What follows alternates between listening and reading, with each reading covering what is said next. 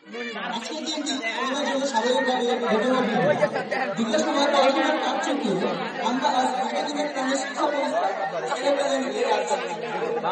তবে এই বিদায় মানে এমন ঘটনা তেমনি অন্যদিকে সম্ভাবনা, কারণ এই চলে যাওয়ার সামনে দিকে পর্যন্ত শিক্ষা আছেন যাতে নিজেকে আরো আমার মনে পড়ছে এই তো নবীন ছিলাম আমাদেরকে বরণ করে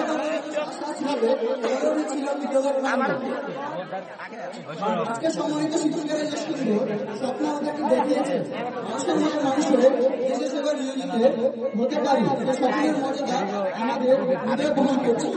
যেন এই বিদ্যালয় শিক্ষকের সম্মান রাখতে পারি তার এই জন্য সকলের কাছে আপনার চিন্তে দোয়া চাইছি। আপনারা আমাদের বিদ্যালয়ের আগে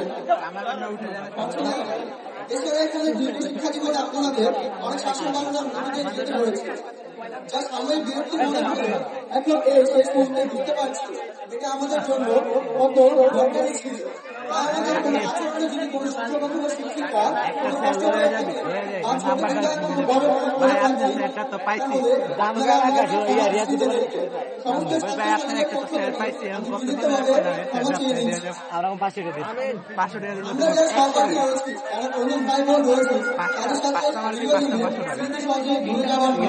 সকলের প্রতি আমার না চাই না। অবশেষে আজকে এই বিদ্যালয় সমন্বিত অতিথিবৃন্দ, সম্মানিত শিক্ষকবৃন্দ, প্রিয় সহপাঠী ভাই বোনেরা, সকলের প্রতি আমার শ্রদ্ধা ও ভালোবাসা জানাই আমার বক্তব্য শেষ করেছি কবি প্রমোদরঞ্জন মল্লিকের একটি কবিতা প্রিয় দুটি চন্দ্রকে।